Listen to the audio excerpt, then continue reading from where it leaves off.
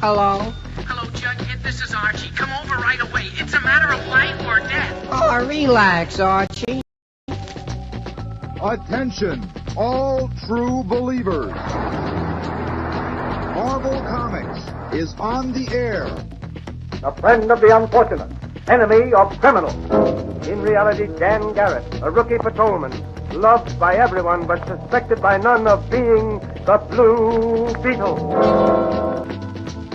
Boys and girls, your attention, please. Presenting a new exciting radio program featuring the thrilling adventures of an amazing and incredible personality. Faster than an airplane, more powerful than a locomotive, impervious to bullets. Up in the sky, look! It's a bird, it's a plane, it's Superman! 10, 9, 8, 7, 6, 5, 4, 3, 2, 1. Hey everyone, it is the Geek Chat. I'm Rich. And I'm Little Black Beauty Desmond. And it's his birthday, so stay tuned. We've got a great show.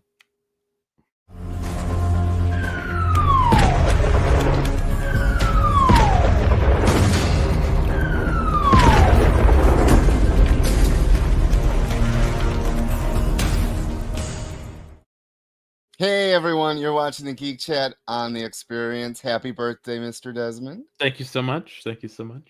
What does 87 feel like? I don't know. I mean, you've been there a couple times, so you tell me. I have. It's wonderful. You're going to love it. Hello, everybody. Hello, Space Case Collectibles. Hello, hey, Barlord. Hello, Experience. We have the fantastic Producer Jay with us today. Thank you so much for being here, Producer Jay. And we are going to be talking about a bunch of stuff, as this is a Supersized Man show, Supersized Man Thing show.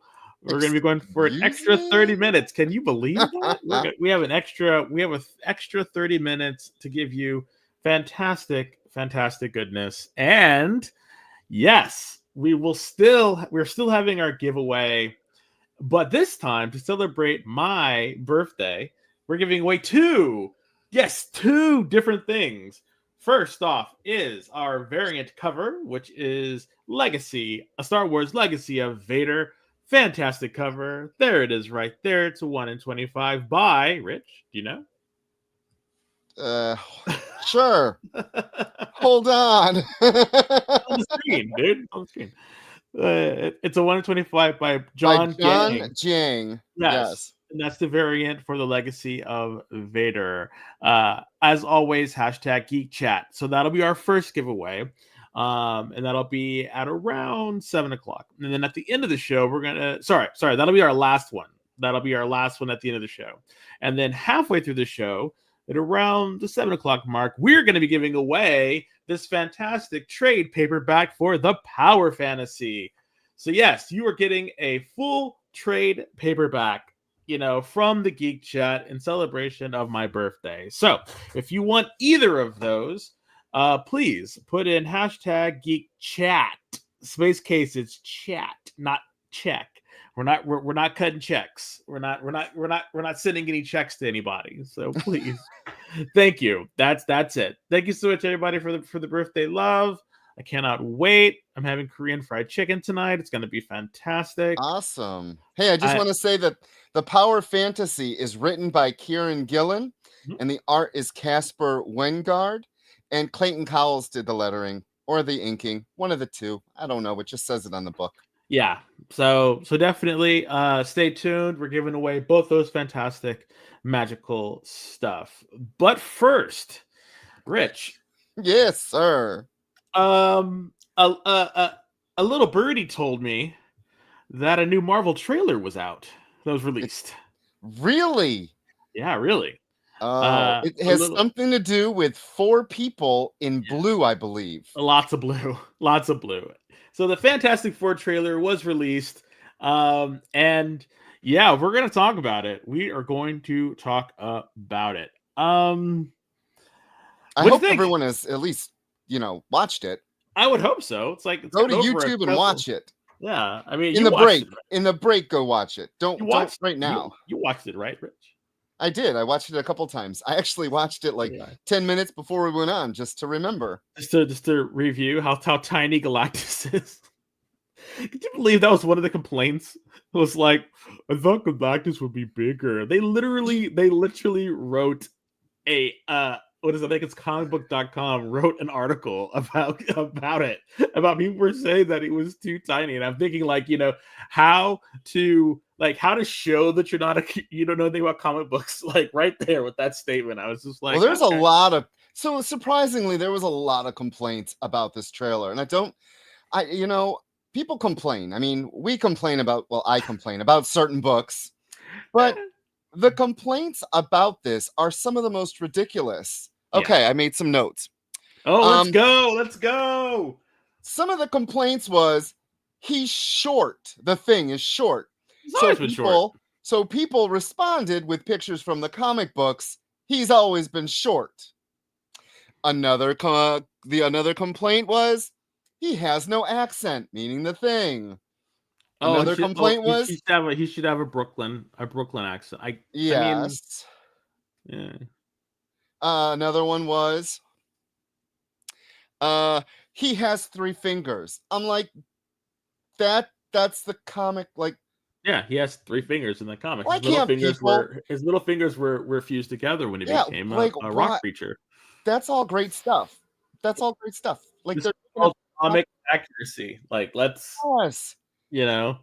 What's not accurate and what they did for the film was those costumes. Whew. I mean, that's a lot of blue, and it's I don't know. It has this weird retro futuristic vibe that they're going for. Right. Reminds me a lot of like Fallout, and I don't know how I feel about that.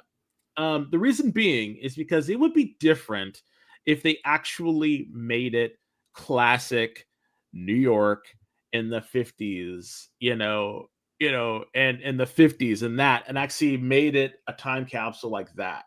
But because they didn't, and this is set in like an alt universe from Mars, I mean, alt movies are, but they really took those liberties and really pushed it, to an extreme. And I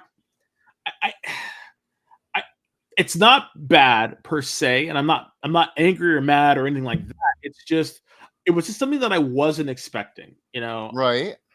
I was expecting the 50s nostalgia trip, but not the futuristic.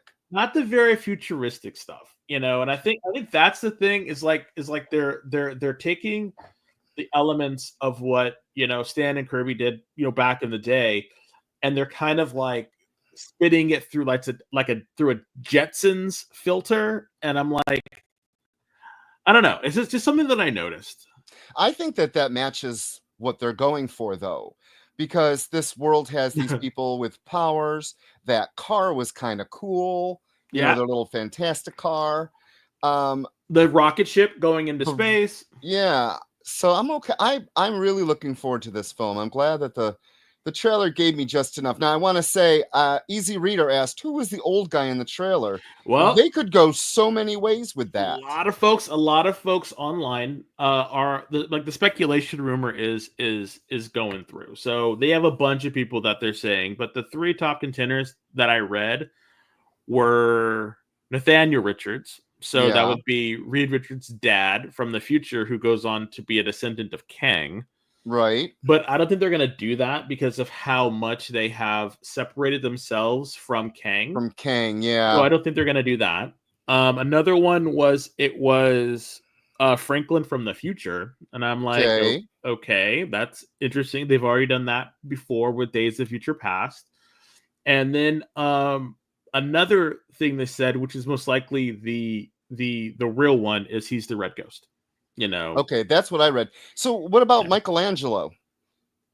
Wasn't it Hickman that tried to tie Michelangelo? Was it Michelangelo that they tried to tie him to? Yes. He was an agent of S.H.I.E.L.D. Yeah. I thought about that too, because Michelangelo, the guy who wrote the book and did all the prophecies. Yes, that was no. I think that's too much of a deep cut. Interesting. Yeah. Yeah, hey, shown up. So Welcome in. welcome to everyone that's Hey, come Steve. in. Yeah, thank you all. And Steve, I think it is funny. Yes, Oscar makes he'll his be speech. accepting it with. I loved that they showed the Statue of Liberty to show the comparison. But the Like thing they, that I'm sorry. no, go ahead. No, No, I think the thing that was weird was like you saw him cast a shadow over the city, right? And I actually think they did that in reverse. Really? I think they did it as like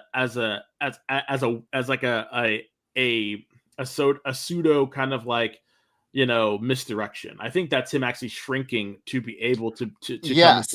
come into the atmosphere and all that stuff, because people And forget. that's what I think. I think he's going to be size changing. I think Oh, we're yeah. going to get a little apocalypse action. That would be really cool. That's part of his power set, is to do that. Okay, a couple things that were omitted from the trailer that I thought was kind of annoying. And maybe they're just saving it, or the effects are not done yet.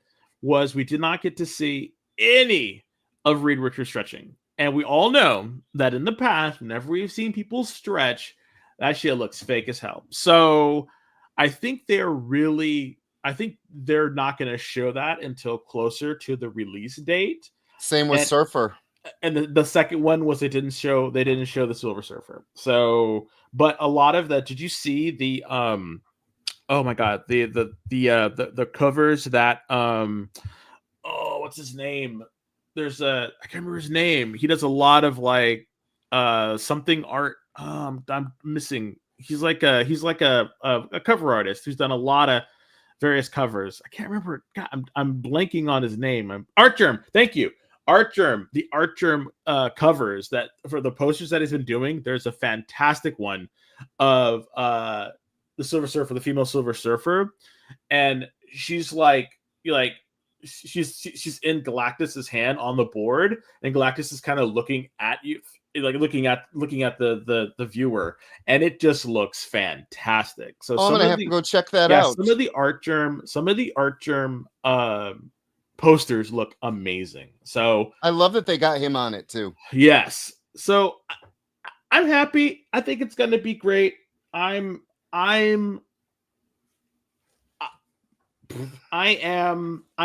hopeful, you know. But speaking about the Red Ghost, I think it makes sense for it to be the Red Ghost, because they would be, you know, a space race to get to space. And wasn't he Russian? Yes, he's Russian, and he went up there with, like, you know, a couple of apes, and all the apes became intelligent. So maybe he's like a secret villain, or they're setting it up for a sequel. I don't know how this is going to tie into Secret Wars and all that. Not Secret Wars. Secret Wars. How that's going to play into that, because they obviously take place in an alternate dimension, and I'm wondering, are they going to stay in the alternate dimension? Is Battle World going to bring them to the MCU? Are they going to get to the MCU via the negative zone? All things that we will not know for a couple of years. I know, and it's kind of annoying. so I want to say, Barlord said, I'm waiting for the comparisons to the Fox films. I don't think there should be any comparison. This is something. I mean, people are going to do it. We're going to do it, but it's its own entity. And this is the time I'm happy that Marvel is in charge. And I didn't know until a certain meme came out, so I don't know how true this is. But it's every 10 years we get a reboot. Yeah, everyone ends in a 5.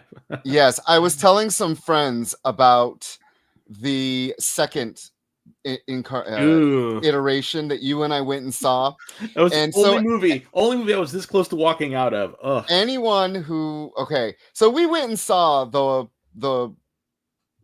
last Fantastic Four, and on the train ride home, we were going to Dez's place to do what we used to do a 0.5. So the 0.5s were TV show, movie, cartoon specific to what we were doing then, and then the Geek Chat would just be comics.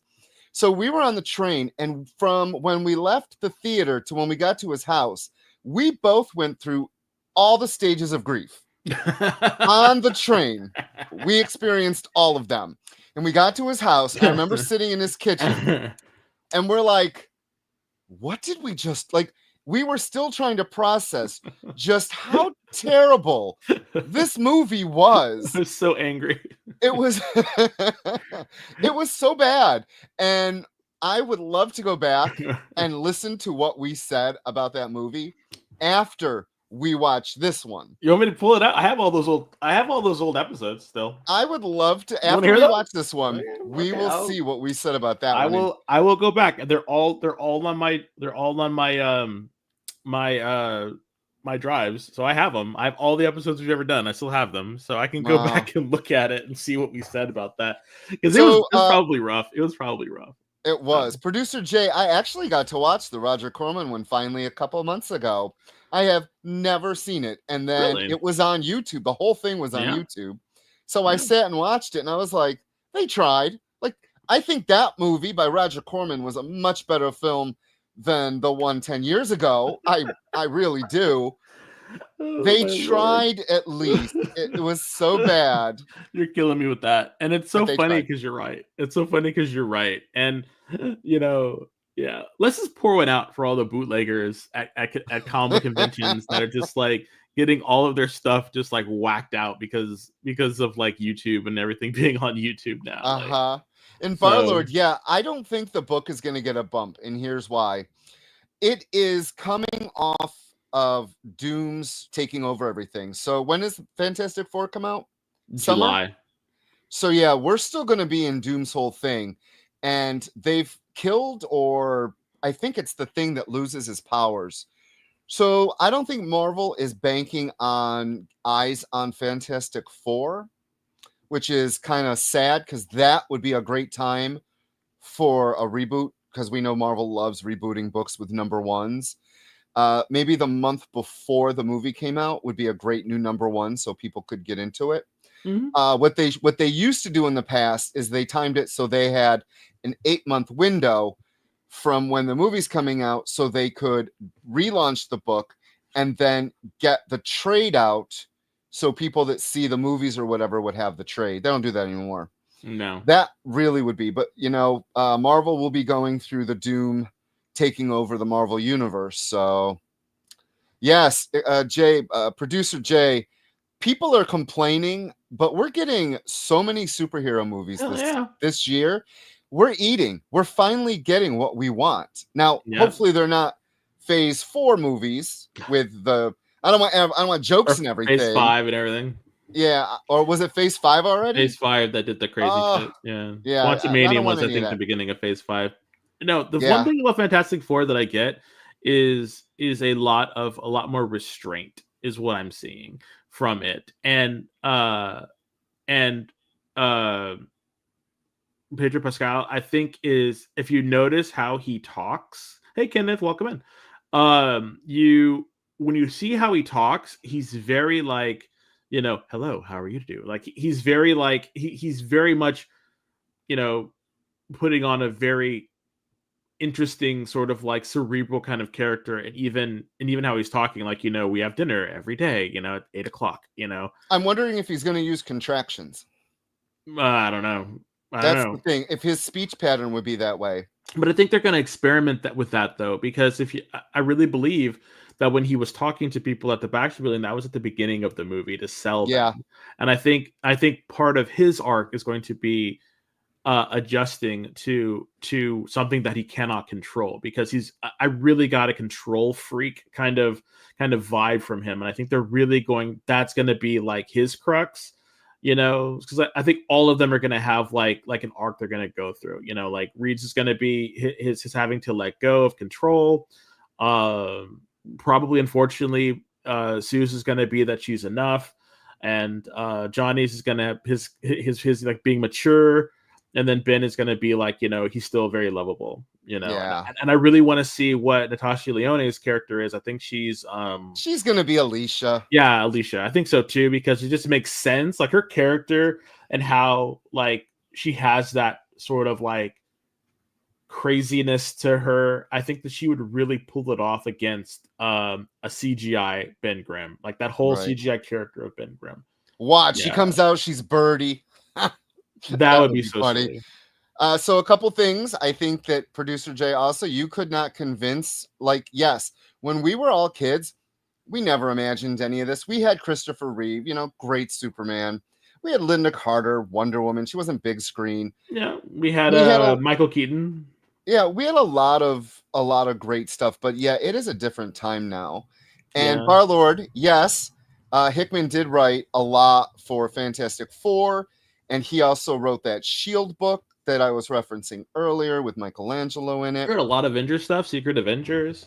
Yeah, so Yeah, he wrote a lot of that stuff leading into, but all that stuff was just to say that it was all leading into, Battle World right. and the redoing of the MCU. And I then we just have wonder. Dad Joke Steve. Yeah, of course, Reed Reed. always needed to be more flexible.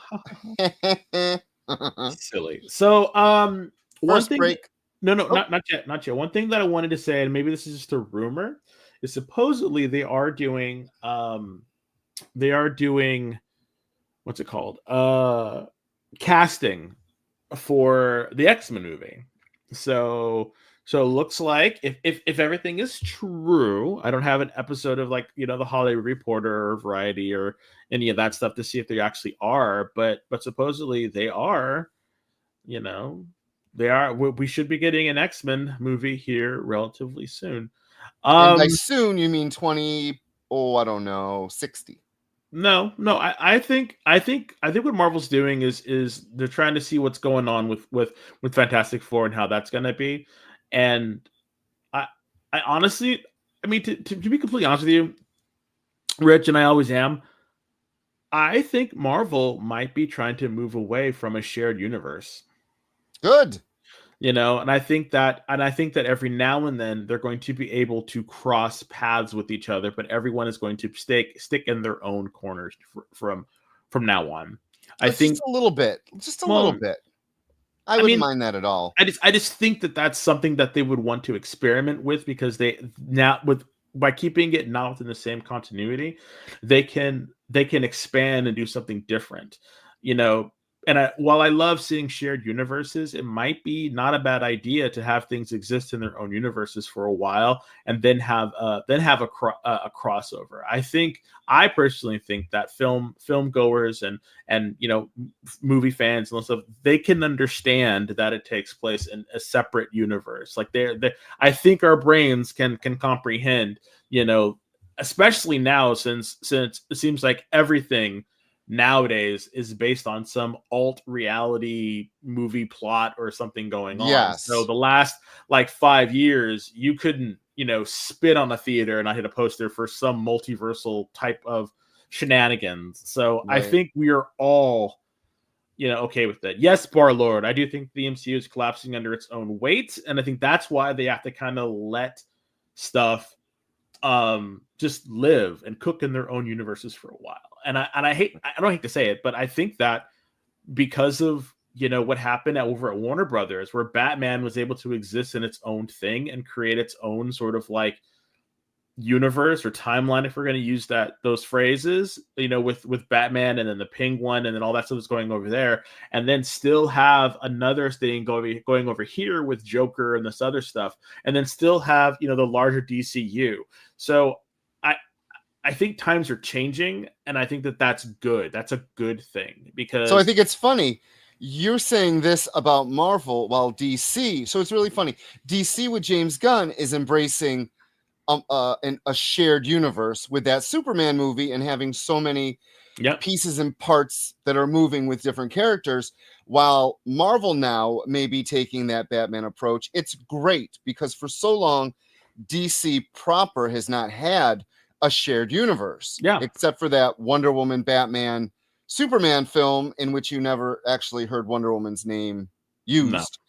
And that really did not work with the Justice League yeah, as much as it did with Marvel. Marvel really had the shared universe with the Avengers and all the Avengers films that came after it. So I'm okay with this. yeah. Let's have James Gunn give me some shared Yeah, movies. I think it's good for them to. And I think it's good for them to switch it up a little bit, because one of the things that I think that attributed to a lot of the quote unquote Marvel or superhero fatigue was the fact that everything felt like it was building up to something else that was building up to something else.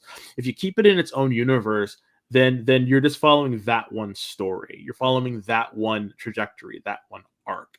But don't get me wrong. Don't get me wrong.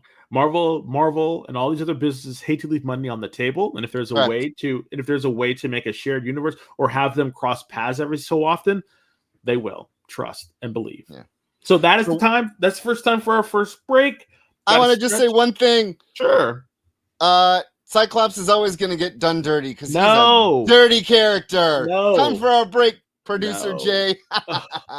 Symphonic verses, Nocturne's romance. A song of romanticized darkness, dreaming death by sleep.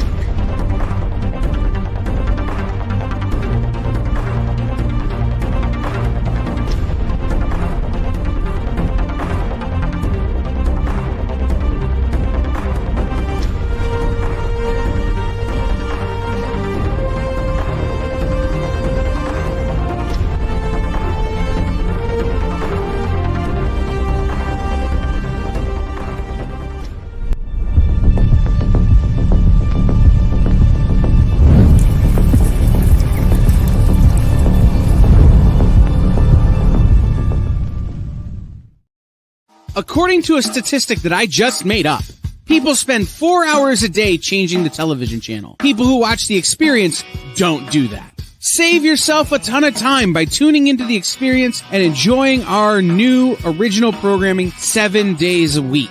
And then tell your friends. Think about the money they could save on batteries in the remote alone just by tuning into The Experience. Find out more by scanning the QR code below.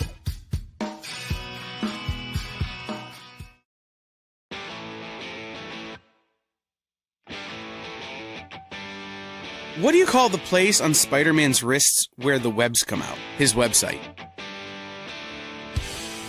I hate myself for writing that joke, but you'd make me feel so much better if you just visited our website. We have links to our merch, new release lists, all the show info, and so much more. TheEXPLive.com.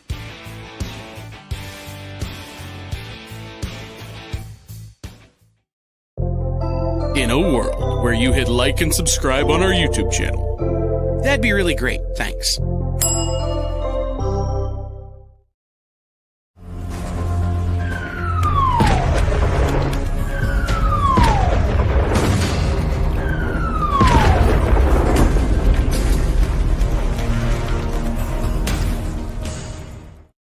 Hey everyone, you are watching the Geek Chat on the Experience. I'm Beardy Rich. Yes, and I am Scott Summers advocate, Desmond. I will stand for no Scott Summers, shenanery.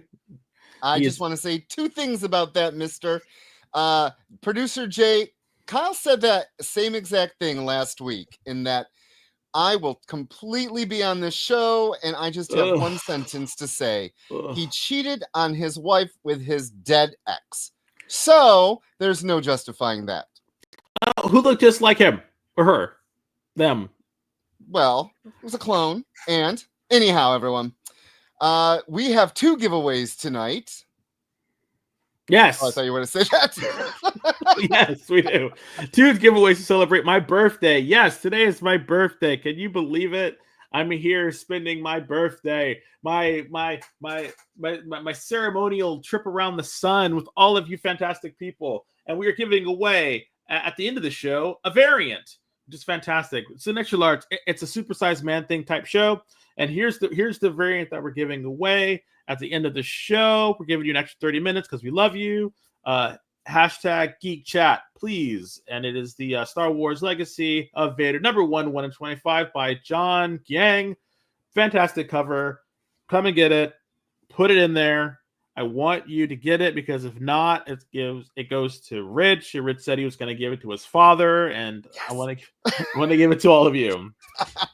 But that is not all. That is not all. We are also giving you, at top of the hour, the trade paperback for The Power Fantasy. Yes, a trade paperback. We are sending you a trade paperback. So yeah, it's a fantastic book by Kieran Gillen. Sorry, I always say that name wrong. Like, I know he's English, but I'm like Killian, but it's wrong.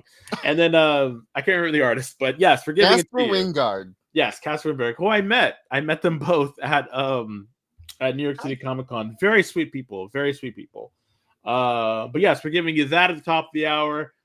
Around 7:30, we're going to give away the variant as always. So yeah, yay. But that's it. Easy Reader wants to know what you're doing for your birthday besides hanging out with us. What am I doing for my birthday? Well, I'm going to be having Korean fried chicken after the show, so that's going to be amazing. I cannot wait. And then this weekend, I have another friend of mine who is close to us, close to Paul and I, and her birthday is on the 10th, and we're all getting together. We're going to the mountains, to the woods. Cool. Yes, and I really hope that it's turned into some weird ass Friday the 13th sort of. Oh, I was thinking where you had to eat each other because you fall in the mountains and it snows and you're buried under all the snow and. Don't say that. Actually, it's by the coast, so it's the northern coast somewhere. So it's a nice little house, and we're all going to sit around and play games and hang out.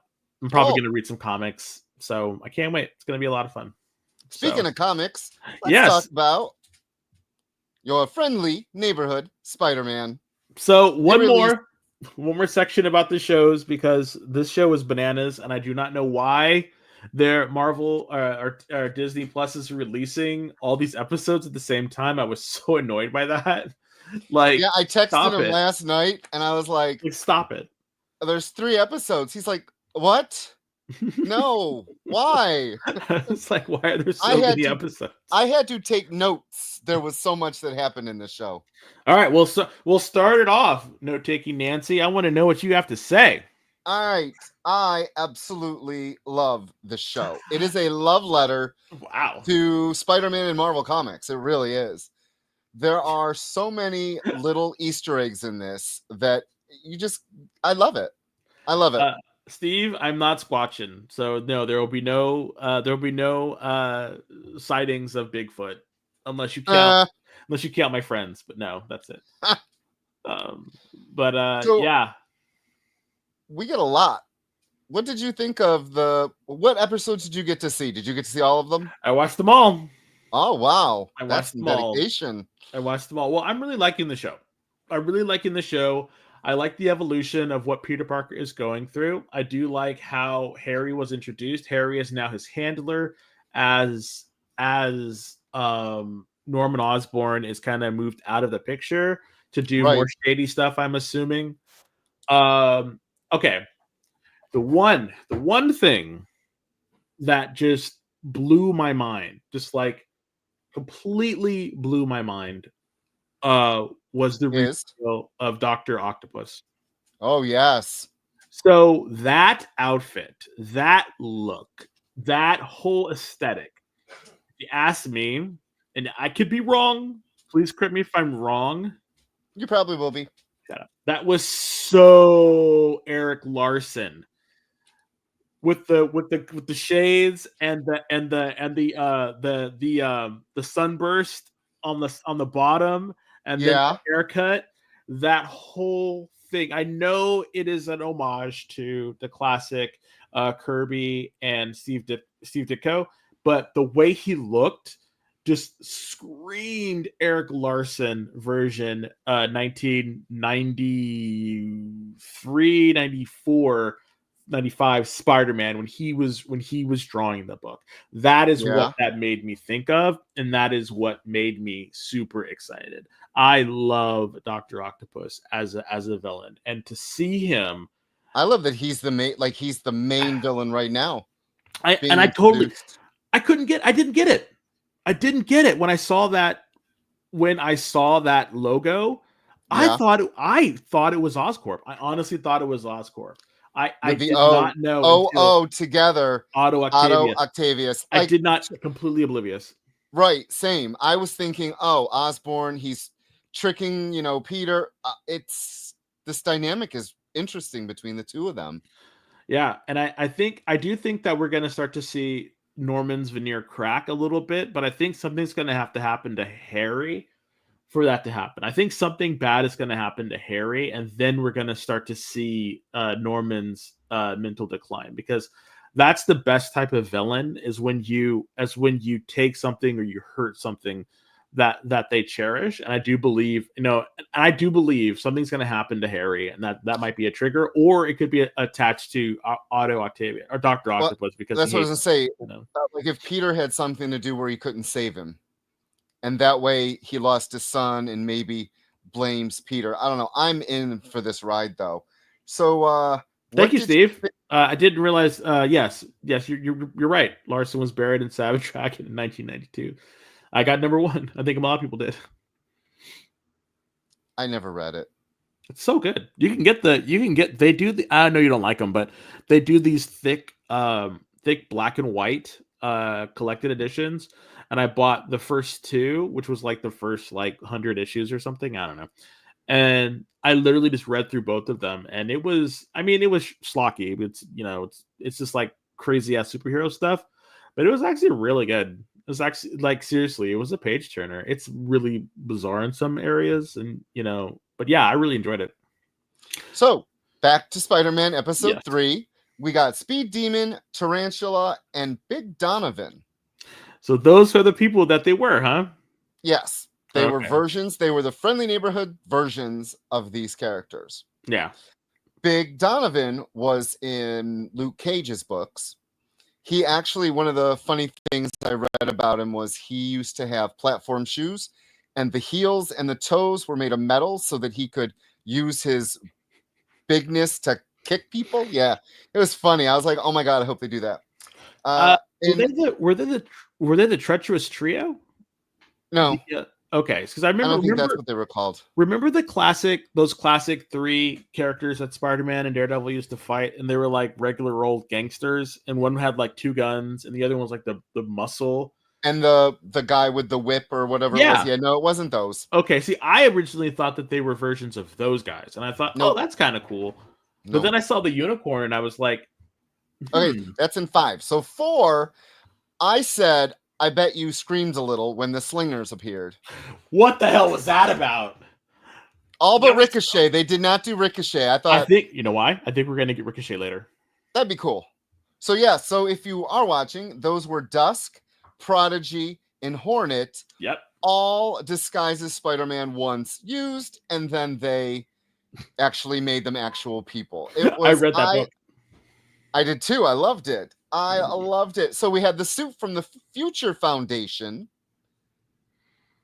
I knew that the suit was going to change, and they show it right in the trailer, or not the trailer, the opening, when he thwips and it goes through it. All the different ones. I like his suit. I like his suit his suit eras that he's going through. I like that. I like that he had the idea in his notebook. The classic costume. Yeah. And Osborn's like, yeah, no, we're not going to look at those. We know we're going to get to it. Yeah. I'm not going to actually tell you who all 4 people were in the car, because I don't want to spoil it for people that don't know. No, I don't want to. Spoil it. But we did see the unicorn, which was cool. Yes. With her little mohawk. Like a rhino. No, more like a unicorn. I was like, okay. Well, you know who he's going to be. Of course. You just said it. Yeah. I mean, it was obvious. Yeah, I couldn't place the other 2, though. I haven't looked them up either. So I haven't. I kind of, part of me kind of just want to be surprised as well. Yeah, I do. I want to be surprised. So funny, the bulldozer from the Wrecking Crew was in Big Donovan's crew. The guy with the giant bulldozer on his necklace. I did not catch that. Yeah, I did right away. I looked at Cougar and I was like, the Wrecking Crew. Like, it's going to be awesome if we get all of them sometime. Look at but you. Yeah, one of Big Donovan's was the bulldozer. Okay, I didn't catch that. With the Easter eggs, go on. Matt Gorgon with both Scorpions from the comics were there. The girl who was the second in command, she's the lady Scorpion. And then I don't know if Mac is going to go to Otto and be like, here's some money. I need something to fight. And he gets the tail, because we saw the tail in the intro for episode 4. I love that the intros change. I love that about X-Men 97. And I love it about Friendly Neighborhood Spider-Man. The intros all change. And I love that. Yep. And you saw on his back that he had some weird like scarring on his back. So yeah, Yes. something's gonna happen with him as well. The outro also changes for every yeah. episode. I liked Nico talking to her medallion. I think Yep. something's gonna happen with that. Well, do you think the staff is the medallion, or do you think it's gonna come out of the medallion? I think it's gonna come out of the medallion because it would be kind of weird if it actually came out of her, you know, because Yeah, for kids, I don't yeah, think they're gonna have he has this to use the happen. blood to bring it out. I don't think that's gonna happen. No. One of my theories, and I don't know if this is gonna happen or not. I really hope that it does, and they continue this trend of giving like variations of different things instead of completely following the tried and true. Is I really hope that it's not Norman Osborn that becomes the Green Goblin, but it's Harry. Well, I thought you said Harry was gonna die. No, not that Harry was going to get hurt. But and that would trigger Norman, or something with Oz is going to trigger Norman to be angry.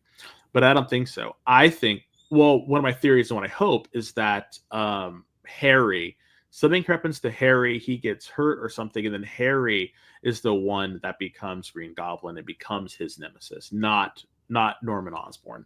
Norman Osborn is the one that's going to give him the tech to try to destroy Spider-Man for what he did to his son or some shit like that. I don't know. Yeah. That seems like it'd be a lot cooler in my opinion, because like Peter fighting Norman, you know, that's a grown-ass man, number one. And I'm just like, okay, you know, so having him fight, you know, someone his own age seems kind of, for me, it would seem a lot cooler, you know. So yes, Lonnie but got again, named. I like it. Who? Lonnie. Yeah. His name. Tombstone. Yeah. I wonder what's gonna happen with him. I mean, I don't see any, you know, giant chemical factories, and I didn't see anything that said Ace Chemicals on something, so I don't think that's gonna happen. So right. What did you think about them bringing in the Sokovia Accord? Fantastic. I honestly believe, like, remember, this was supposed to serve as a prequel for Tom Holland's Spider-Man in the movie version of the MCU. And when Marvel said no, you'd have to do that, you can do your own thing, they kind of went off into left field and did their own thing, and they were able to pick and choose what they wanted from the core in the MCU. And I thought keeping with that was interesting. I don't know like the ramifications of that would be.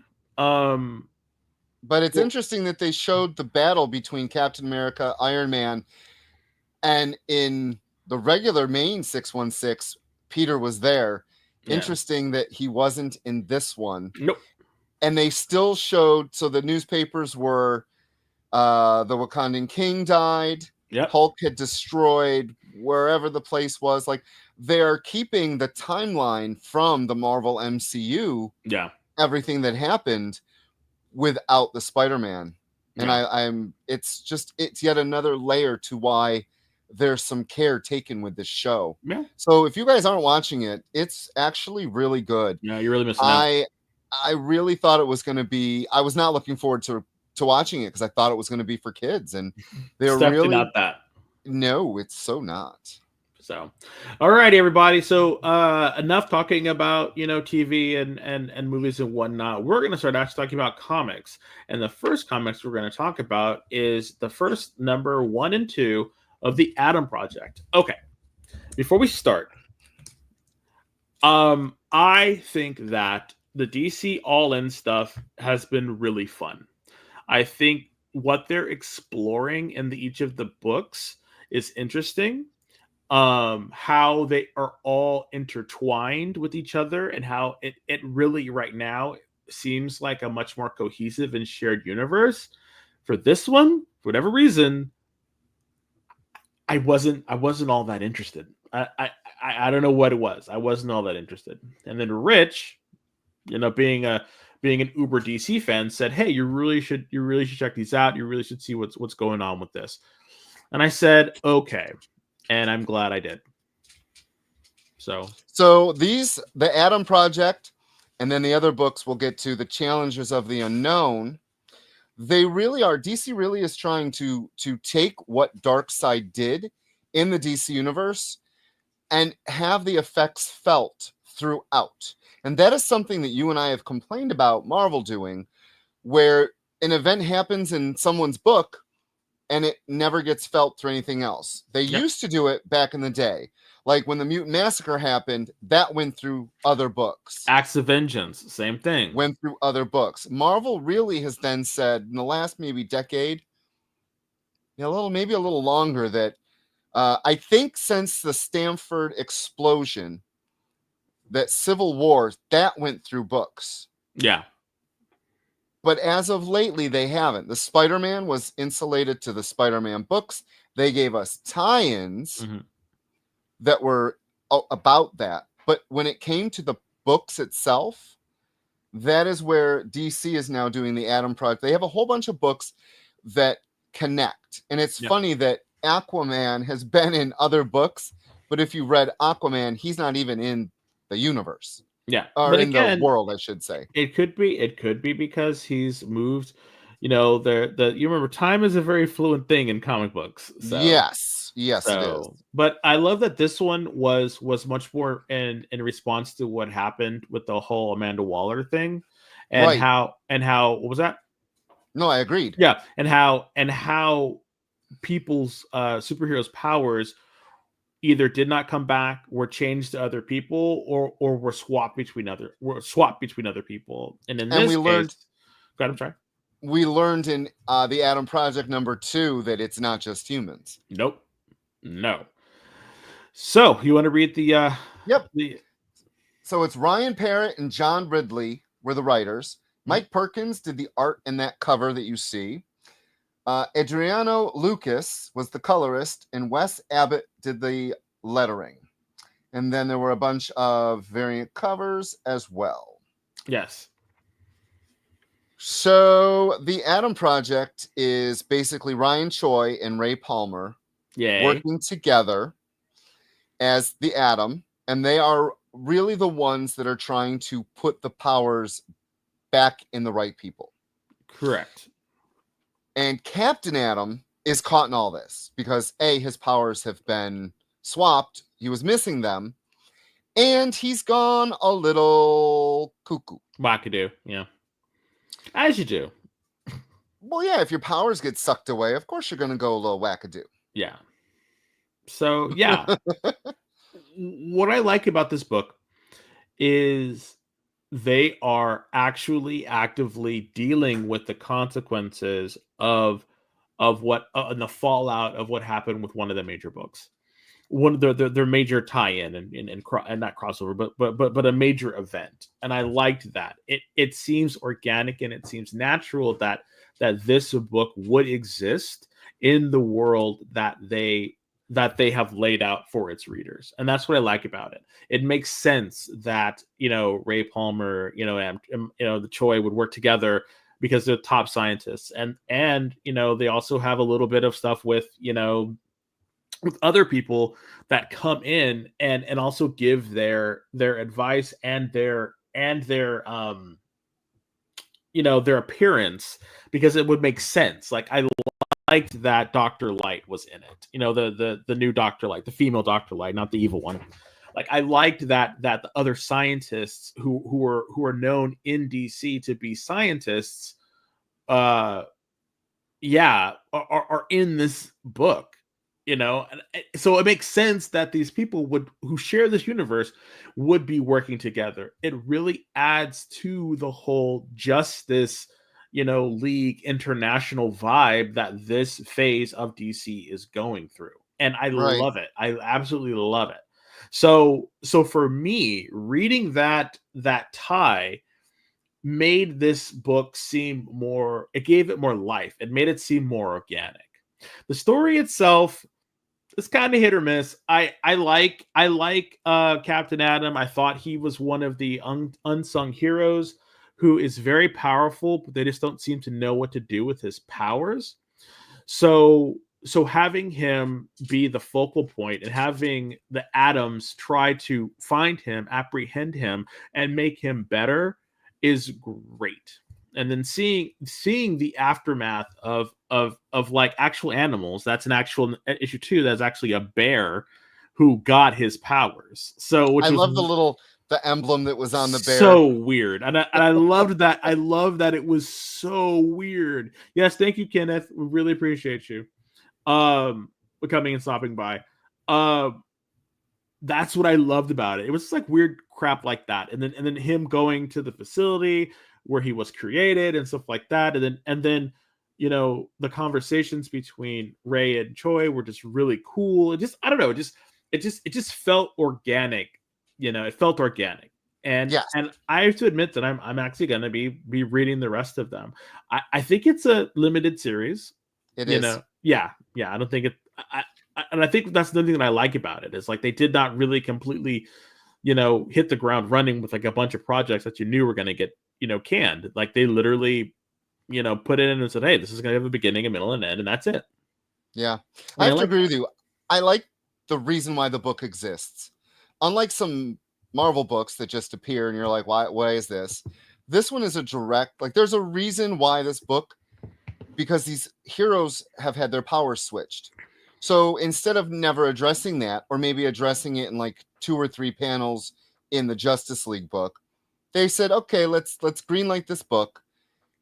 You know, you have your certain amount of issues, beginning, middle, end, go for it. Mm-hmm. And you can feel that writing in this, the way it's very scientific, but yet you're seeing personalities. Like these are fleshed out characters.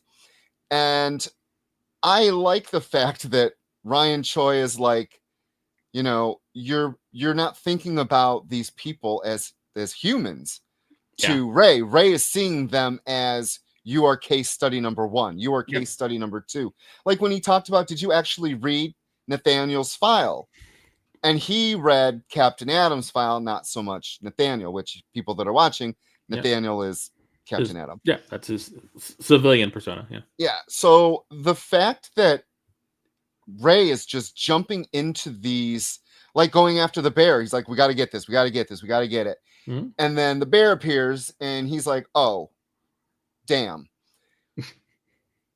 And then they do it. They actually swap the powers. So the bear turns into a regular bear instead of a, you know, Captain Adam bear.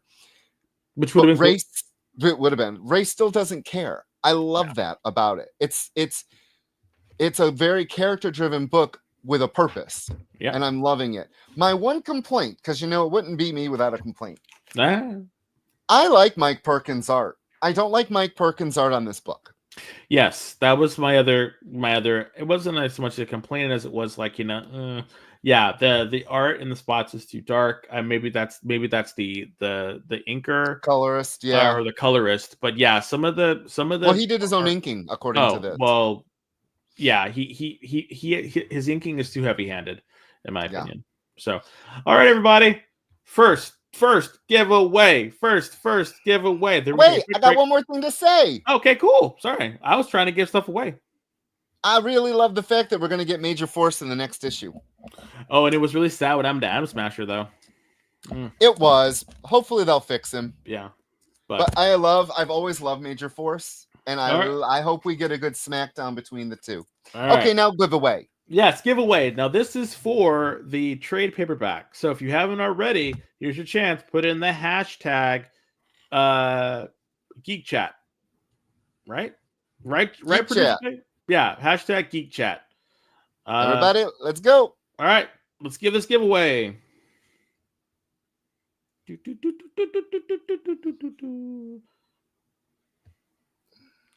Who's getting the trade paperback?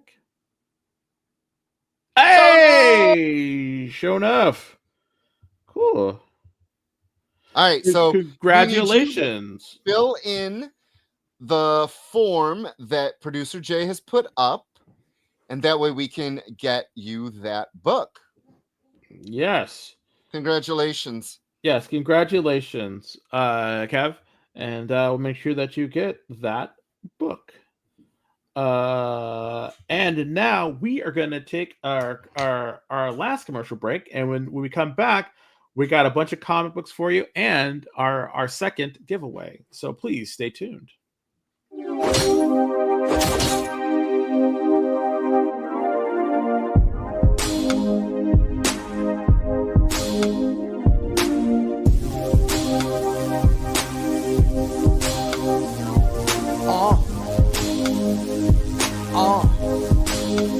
The limit is the sky with no glass ceiling. But if the shoe fits, feel free to walk up in it. You can catch me in the sky with no flight attendants, or either in the coupe, but the roof is not attended. I don't look back, I don't look back, I don't look back, I don't look back. I just go forward, I just go forward, I just go forward, I just go forward. I don't hear that, I don't hear that, I don't hear that, I don't hear that. I just ignore it, I just ignore it, I just ignore it, I just ignore it. Rap hitting, I button up Benjamin. I'm not like them, my car was cut different. For those that are listening, please know that I never backpedal, nah, never that. I don't look back, I don't look back, I don't look back, I don't look back. I just go forward, I just go forward, I just go forward, I just go forward. I don't hear that, I don't hear that, I don't hear that, I don't hear that. I just ignore it, I just ignore it, I just ignore it, I just ignore it. I don't look back, I don't look back, I don't look back, I don't look back. We know you probably get a lot of emails, but could you please make sure to sign up for our mailing list? We don't send a lot of emails, and we try not to bother you. We just want to give you the best information about all the cool stuff that's going on around here. Sign up on our website, theexplive.com.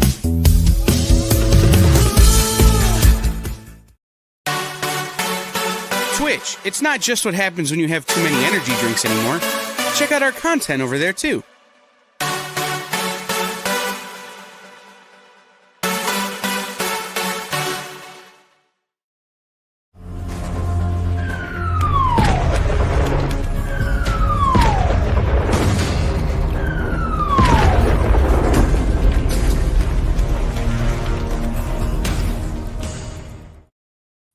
Hey everyone, welcome back to the Geek Chat on The Experience. You are watching The Experience, which has great programming every day. We've got comic book shows like us. We've got sales shows like What's in the Box. We've got even a great show that is not on tonight because we're filling in for them. Sketch Up with Mog and Mel. They'll be back next week. Real quick. Hold on, Steve. That was not his hat. That was his hair. And trimmed it just a little bit. So. I did. I shaved it in the break. I just want to say I wanted to talk about a book real quick, but we're not going to be able to. But I think my book of the week was G.I. Joe, A Real American Hero. Oh, we can talk about it. Save it. Oh, really? Okay. Yeah. I want to hear it because here's the thing about G.I. Joe. The new G.I. Joe has been so good. I don't know about the Larry Hama one, so I don't know about that one. Plus, it's like in 300, and so having your take about it would be really cool because I'm not sure if I want to grab that or not. So we can definitely talk about it. After we talk about Star Wars, Legacy of Vatar. But wait! Before we do that, Des, birthday to you. What the hell? Happy birthday to you. Sorry for my horrible singing, everyone. To Desmond. Happy birthday to you. One of those is for me, so pass it over. No, these are mine. I'll eat them. Thank you so much, Jer. And I will not. Am I opening it now? You're opening it now. Yeah, you're opening it now. All right. So you guys get to see what I'm going to be getting. Let's see what I'm getting. I don't know. It looks like a book. Can you believe that? Oh my god! It's the Mighty Marvel calendar book. So love it. Yes, it's a huge calendar book. For whatever reason, I was hoping that it'd be an advent calendar. So, but yeah, it's got really cool stuff that looks like it's actually like dates of like when cool crap happened in the Marvel universe. I love it. Yeah. Starting in 1975. Starting in 1975. That's crazy. A year before you were born. The year that I was born. A year before. Okay, so let's see what happened on February 6th, 19. Let's see real quick. Before we keep going, I want to see it. Okay, in February. Okay. Birthday of the... Birthday felicitations, Rich Buckler. P.S. Rich Buckler. Yeah, the FF's waiting for you in August. So it was his birthday. I share the birthday with that person. Thank you. I'll have to, and his name is Rich. Coincidence? I think not. So yes, thank you so much for this. I really appreciate it. Oh my god. It's so silly. And I love it. So anyway. Now he's off to get dinner. So I will talk more about that. But anyway. He's taking your cupcakes too. That's fine. He needs to put them in the refrigerator because I can't eat them right now. I don't want to eat in front of you. That's weird eating on camera. So Star Wars #1. We're reviewing a Star Wars book. Yeah. Believe it. Yeah, Rich doesn't really have a fondness for Star Wars stuff. And I do. To be completely honest, I don't have a lot of love for Kylo Ren, so this was kind of rough getting through for me. I personally. love Star Wars. Yeah. So yeah, go ahead, Rich. Who made this? Charles Soule was the writer. Luke Ross was the artist. Nolan Woodard did the color artist. VC's Joe Caramagna did the lettering. And that cover is by Derek Chu. And then there's a whole bunch of variants as usual. It's Marvel. Yeah. So producer Jay says emo Vader Jr. not your thing. No, he is not. I felt that he comes off increasingly whiny and just angsty, and I'm just like, sir, stop it. You're like literally, royalty you're like Jedi royalty. Stop it. So for this one, we basically experiment with what happened between, I guess it's between the time right after he killed Snoke, but before he, found Jedi Jesus and became a savior. So it's right between that time. So he's very full of angst, very full of, why he doesn't know his purpose. That's the whole thing of this book. He's trying to find his purpose, and he doesn't understand why people live in the past. So his whole motivation for this whole issue, he wants to take out everything from his past, and he's going after his grandfather's legacy.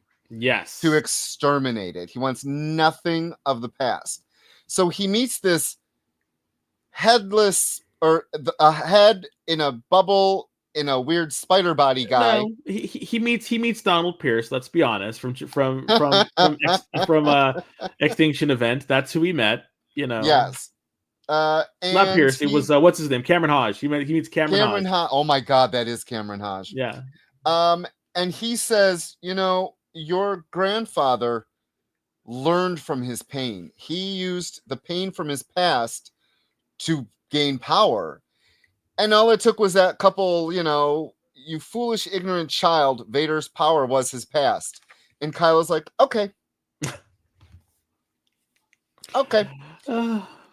So I was a little like, that's it. That's it. No, he's going, he's retracing the steps, and he's going on to someplace else in order to do it. I don't know. I just angsty characters like this is kind of like, and unfortunately, producer Jay, it was a phase, because you saw the third one, he walked all that back. He walked it all back, and I'm like, oh, Kylo, what are you doing? Didn't we see that in the theater? Yes. That's what I thought. Yeah, and I was just kind of like,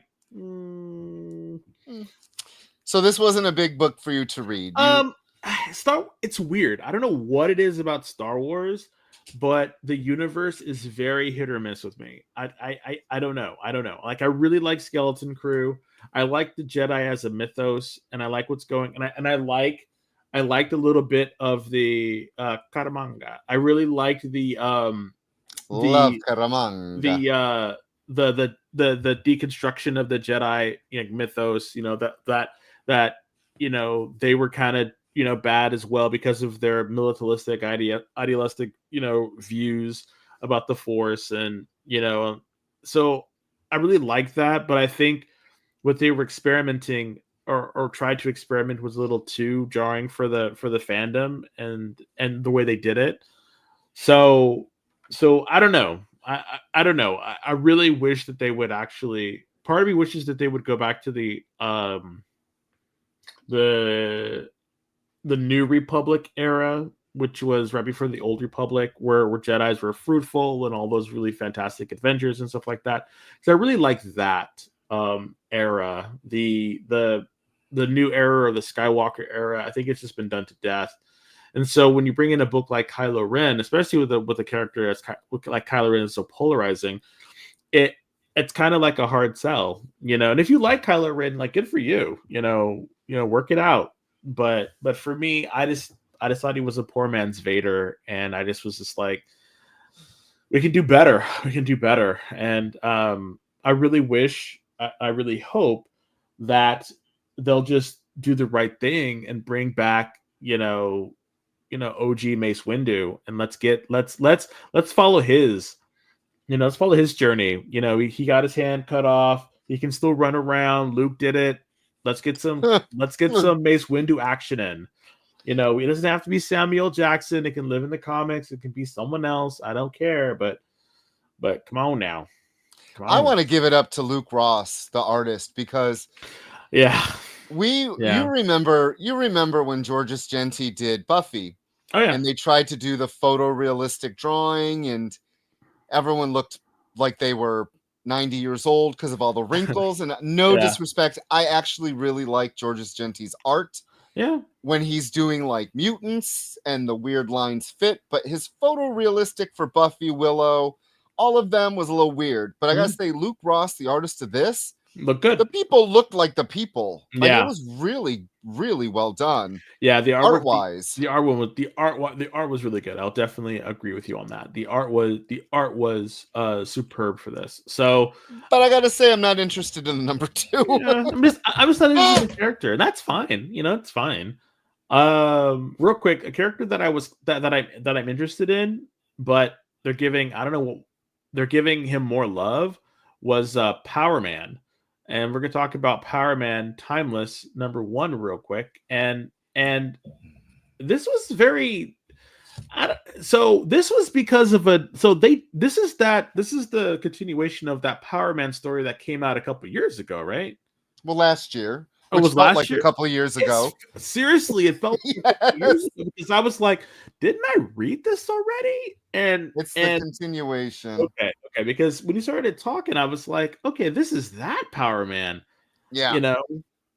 Okay, so Power Man Timeless. Writers Jackson Lansing and Colin Kelly. The artist was Bernard Chang. Fantastic. Color artist was Marcelo Mielo. The letterer was VC's Travis Lanham. Close. And that cover is by, wait a minute. Yeah, that's Andrea Bresson and Rachel Rosenberg. Yeah. So I got one of the variants by Ken Lashley, because I love Ken Lashley's art. So at first, when I was looking at it, I misunderstood, and I thought Ken Lashley was the artist. So I was like, "Oh, this is not Ken Lashley." And then I looked again. I was like, "Okay, it's Bernard Chang." So anyway, I thought the artwork was fantastic. So here we have Power Man in another alternate universe, and the pseudo backstory, because they always need to have exposition to get you all back in, was the reason why the Hulk, Iron Fist, pouring out for Danny Rand. He's like, we can't have Danny Rand anymore, I guess. And then Bob, what was that? Sentry. Yeah, then the Sentry. And so basically, and the Void. So basically what happened was, I guess, in his world, he was fighting the Hulk, or fighting with the Hulk, and the Hulk bled on him, and so now he has the Hulk's power. The dragon that empowered Danny Rand, the Iron Fist, was killing Danny Rand, and so he took it into himself, but he died anyway. And then the Void, Bob Reynolds, the Sentry, he tried to Superman himself to death by staying away from the sun and trying to not release the void and all like that. And so he was able to absorb his powers. And so now we have Power Man that has all three of those powers together, plus his own power. And so yeah, he's like super powerful. And then he was pulled into this separate universe where there's this perfect being who is trying to destroy that universe. And so now there's this woman who lives in a celestial's heart who's You're trying putting me to sleep. Who's trying to save him. Book was so. It took a while to get through, Des. So it really did. For me, it was the artwork that was holding me. Yes, it was. Yes, but the book itself. No, I don't know. Like, I don't know why this book. No, so I had a pickup today. And one of our customers picked up and he's like, what are you doing? I was like, oh, I'm reading for the show. And he's like, oh, what are you reading? I'm like, well, did you buy Power Man Timeless? He says, no, because I don't think it fits in anything. He doesn't like to buy out of continuity books. No, this is not in continuity. No. So he only likes in continuity. And he goes, well, what's wrong with it? I go, I've been trying to read it for 10 minutes. And then it took me another 10 minutes to get through it. This book was a slog of a book. And yes, the art saved it, but not enough for me to care about anything. It took me halfway through the book to realize the Void was narrating it. Yeah. It was, I mean, these two writers are probably great writers, but this was just not a book I ever cared to read about again. I think I don't know what they were trying to do. And he's like, I can tell you what they were trying to do. Like, I am the Power Man. I am the Power Man. And that's what he called himself. Like, and I'm thinking, are you the Superman? Are you like, I don't get it. Like, I don't know. They were trying to get $5 out of us. That's what they were trying to do. And that is why all you great viewers have us to tell you. I mean, maybe if you want, you might like it, but God, it was a slog of a book. And I thought okay, it's going to be one shot like the last one was, but no, there's a second issue. It's a mini series, and I'm thinking this might read better as a trade because the thing is, you literally only have the three people. You have Power Man, the villain, and then a damsel in distress. Excuse me, and that's it. Like literally, that's it. And then you have the Void talking to him and in his head, and so you have this secondary interplay between the two of them. And and I'm thinking maybe if I read it as a complete narrative, it'll be better because this first issue, I have to agree with Rich. Like there was nothing that tied me to want to continue to read it, and there was nothing that made me want to continue reading it except for getting through it to talk about it. I don't know. The thing with the damsel living in the heart, why? Why was she in the heart of a celestial just floating in space? What? That was a cool idea. Things made no sense. Anyway, we're done. Okay, so let's move on to a book that you did want to read and that you did like, and that was G.I. Joe, Real American Hero. 313. I want to know about this because for me personally, I have no when you excuse me, when you say it's 313, I'm like, well, damn, that's a lot of continuity.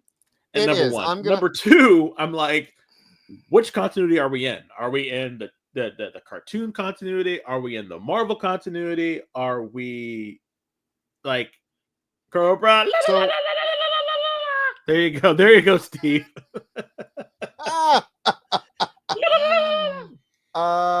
No. So I'm trying to figure out when the first issue came out. Is this the continuation from the Marvel series? Yes. Okay. So this book originally came out back in why I don't want all these. Oh my God. I Googled something and all these things came up. So this is the original G.I. Joe, Real American Hero. All these years later, it ended when Image lost, or not Image, DC. No, Marvel. Marvel, whoever it was before, Dynamite. lost the rights. I don't know. No, I'm just gonna tell you. It was it was Mad Cave. I'm gonna start naming off people now. All right, so it's Larry Hamo is the Boom. writer. Chris Mooneyham did the art. Francesco Segala did the coloring. Sabrina Del Grosso did the flattening, and the letter was Pat Brousseau. So basically, get you caught up. Everything that happened in the comic book still happened. You mean the cartoon? In issue 300, Serpentor set off a bomb. Everyone's zombies on the island. Okay, so fast forward. In this, the reason I love this issue, people, is because we actually see Destro going after Cobra Commander to kill him. We've been waiting since 1985 for this to happen. And Cobra Commander had a hit taken out on the Baroness, and she's in the hospital. Well, there's no real hospital because it's zombie world. But so she's going to these people to fix her, and Destro is absolutely pissed and really, really wants him dead. And Cobra Commander is the wuss that Cobra Commander has always been. He's got all these Cobra agents all around him to try to take on Destro. Destro is a man with a plan, and he's taking everyone down. It was the best thing I read last week. So it where was are the Joes? so good. Are they zombies now? No, the Joes are they're splintered basically, but the ones that That's helped. TMNT. Huh? That's Teenage Mutant Ninja Turtles. Why? You said they're splintered, right? You're funny.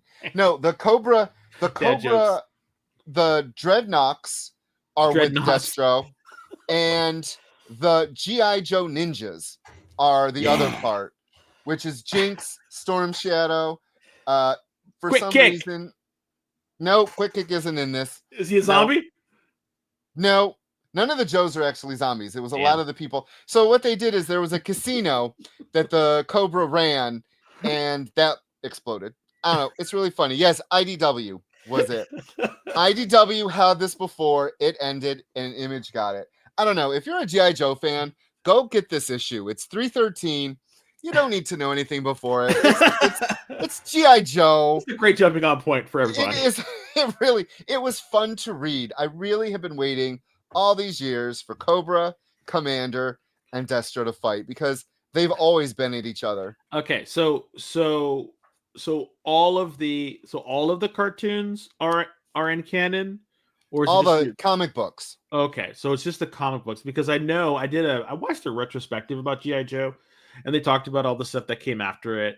Actually, It was a retrospective about Cobra Commander and what happened to him, and his transforming into a snake, and then how he became a man again. Yeah, no. He becomes a man again, and because I guess in one of the newer Transformers cartoons, he had a guest spot as an older person that was working with the Decepticons. And one of the things, he walked off into the sunset, and they said, "Say don't make terrorists like they used to," or something like that. And I thought that's actually kind of cool, So yeah. So I'm also really loving the new G.I. Joe stuff, but it's fun to read this. This classic like stuff. A comic book has gone on 313 freaking issues without a reboot. Come on now. Well, I mean, Savage Dragon is up there too. That's crazy though. Savage Dragon is just crazy. I think that's just Eric Larson's like fever dream. It's just he's like in his corner, just like drawing that book. So if you're listening, Eric, I bought that big $9.99 issue you released a couple weeks ago, and it's pretty good. Alrighty, so last up is Challenges of the Unknown 1 and 2. We're going to talk about it like we did with the Atom Project, and that's because this is another book that came out of the recent events that have happened over at DC. So this is directly tied into the stuff that happened with Darkseid, and Darkseid creating the Absolute Universe. Yeah. And I have to tell you, at the beginning, I was kind of like, okay, this is kind of cool. I can kind of think about it. And then I completely forgot about it. I didn't get the number 1. I literally completely forgot about it. And then And then Rich was like, "You really should like read this book. It's pretty good." I was like, Yeah, really? I loved the number I was one. like, really? And I was like, all right. So I picked them up and I started reading them, and sure enough, it's that same connective tissue that the Atom Project had. I don't know what it is, but these DC writers got the memo, and they are working it to make this universe sing together. Like they're in that kitchen together. Like that thing, Too Many Chefs. I don't know. This is really working out for them. But go ahead. All right. Written by Challengers of the Unknown. Written by Christopher Cantwell. Art by Sean Izaksky. Colors by Romulo Fajaro Jr. Letters by Hassan. Oh, jeez. I apologize for butchering your name, people. This is by Hassan Atsmain El Hau. And the cover was Mike Diodato Jr. and Joao Quinola. And then a bunch of variant covers, including I had to get the Dan Mora, which is the Trinity in their purple suits. Which Superman picked the colors. Yep, that was So, and I love seeing Aquaman's suit because they all have their symbols on these suits. It is so funny to see. Okay, sorry, Barlow. There was no post-production. Like, this is it. This is what you get. So you get me butchering names. Yeah, and he's done that ever since we started so many years ago. I love it. So. Yes. Yes, DC is on fire, Barlow. This is an interesting like book, an interesting read. So you have these like regular normal people who are challengers of the unknown, who were in essence Jack Kirby's sort of like, this is my version of the Fantastic Four. After he left Marvel, he went over to DC, made Challengers of the Unknown, and they did all the regular humans, going and doing weird, crap in other dimensions and weird stuff. And that's kind of, yeah. And so I thought, okay, it's cool, it's interesting. They had wacky ass stories, like, as you do. But this new iteration, they're still like regular humans doing like, looking at weird stuff, but they are accompanied by a superhero. And so you get to see these superheroes kind of like guest star in the adventures that they're going on. And so it's almost like a, for lack of a better word, Brave and the Bold kind of thing, where you have these, you have this organization. What was that? The team ups. Yeah. But you have this organizations. Oh, they were before? I made a mistake. My bad. So he created Challenge of the Unknown first, and then went to Marvel and created Fantastic Four. My bad. You're definitely correct. Space Case Collectibles. My apologies. But still, Jack Kirby did want to do something with them. So, but yeah, I thought it was really interesting that they are tied in some way to, they're tied some way to the Absolute Universe, as well as the classic adventures that they went on that you're introduced to in issue 2, which was a classic story that happened a long time ago with this giant robot who has sentience and everything like that. And he is been reawoken, this pulp kind of robot. And yeah, I don't know. But yeah. So what were your thoughts, Rich? Aside from butchering, ethnic. I do that. Yeah, I do that all the time. Oh, I butcher everything. So he really does. It's not just ethnic names. He butchers my name for all the time. So I do sometimes. So I have to say I really like this book. I've always liked Sea Devils, which appear in number 2, Challengers of the Unknown. I always like those strange stories because a lot of the time they were humans and they were set in this strange, like you said, worlds. The concept of this book spinning out of All In, the whole thing, again, much like Atom Project, there is a reason for this book. Yeah, a reason. Darkseid's death has done many things to the DC universe. So this miniseries, like Des said, takes a human and a superhero, but it's more than that, because for people that didn't know anything about the Challengers of the Unknown, I love that this writer has the freedom to just tell stories. There's no real incontinuity because the DC universe has been reborn, reshifted, remade. So they're kind of like fresh bodies to do stuff with, but they still tie in the robot from issue 2 that came out this week. Yep. I absolutely love the artist. He was the artist from Green Arrow. Another reason why I kind of dropped that book, because the art changed the style, and I really enjoy Sean's, I think his name is Sean, his the way he draws people. They don't look alike. They have their own, and the detail in the costumes, like he really did put a lot into these books. So I think the writing has been great, because they're, again, much like Adam Project, they're character driven. You've met 3 of them in this, and funny thing, in Question's book, one of the challengers was targeted to be murdered. So the story happens in other books as well. Yeah. Again, connective books. It's one of the reasons that I used to love DC Comics. Let's see, Barlord. I had no clue what this team was, but something about this book has kept me coming back. I think the various Darkseid teases in multiple books makes it hard to leave. Yes, because they give you something. They know you are going to want to read these stories to find out what happens. That's kind of the reason they make cliffhangers.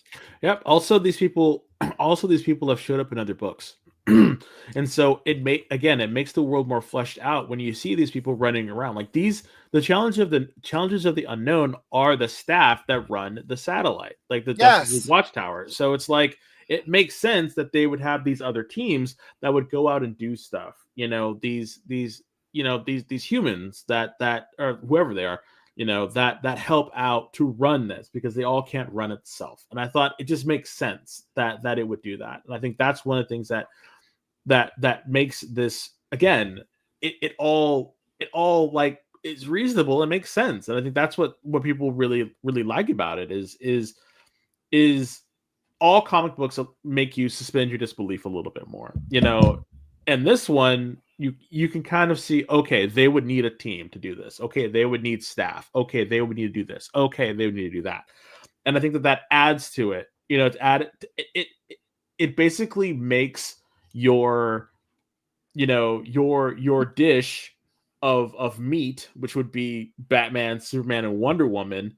It makes that dish better because you actually have sides now that you can enjoy that enrich your whole experience.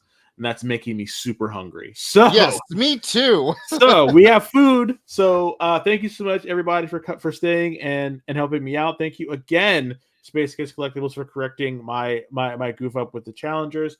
I appreciate that. Just let you know that there are definitely more smart people out there than the two of us. Also, we're not here next week. We are not here next week. Both of us will be seeing Captain America New World Order 4. So, and then we'll be back the following week in order to give you our review of that show, of the movie. I think it's going to be great. I hope so. I hope it's returned to form for Marvel, especially the Captain America franchise. Okay. So again, please, if you have not already, put in hashtag Geek Chat into the chat if you have not already, because we are going to be giving away, not the Power Fantasy, give that already. We're going to be giving away Legacy. There we go. Star Wars Legacy of Darth Vader #1. Thank you, Lou. It's Brave New World. Is it Brave New World? I don't know. Did I say New World Order? It should have been New World Order. That'd have been really cool. But maybe that's the next one. I don't know. Maybe it's all about worlds. We'll see what Serpent Society does. Maybe we should do an expose of the Serpent Society. That'd be kind of fun. I love them. I've always loved them. Well, let's hope that they have snake boots or something that ties them together, because the age of costumes is gone. So I know. All righty. So everybody, okay, Kev, or sure enough, you cannot win again. So sorry, my friend, you're out of this one. So and so just so we know, I'm ready. I have it. I'm ready to go. So, Producer Jay, thank you. let's get you some winners. Oh! Yay! Congratulations, Zax. I hope you enjoy this book. Yes, please. Sign it, or not sign in. Just fill out the form that the experience that producer Jay has put into the chat. I want to be able to give you this book. Like I said, if I do not give it to you, it goes to Rich, and Rich is going to give it to his dad, Dad Beardy, and I know Dad Beardy would be super excited. But no, this is for you and only you. So please fill that out. We're going to send it out this weekend. So everything gets sent out this weekend, the weekend afterwards, and you can tell everyone how cool we are and all that good stuff. So 2 weeks, everyone. 2 weeks. I'm going to go celebrate my birthday with some Korean fried chicken and some TV. Again, thank you so much for spending the evening with me and celebrating my birthday. We really they spent do it this. with us, you know. I'm here too. So real quick before we leave, Rich, for whatever reason, refuses to tell me when his birthday is. He refuses. He doesn't celebrate. So every now and then during the year, I'll just give him a card and say, happy birthday, because I don't know if I'm right or not. You know, I have 365 days to be right. So we'll see. Maybe one of these days I'll get it right. Who knows? Probably never. And I've always loved it. Thank you. Yes. So all right. We gotta go. Thank you so much, everybody. We will see you in 2 weeks. Yeah, have a great night. Bye. Thank you, everyone. Producer Kyle. Bye. Thanks, Producer Kyle. No, Producer Jay. Kyle was last week.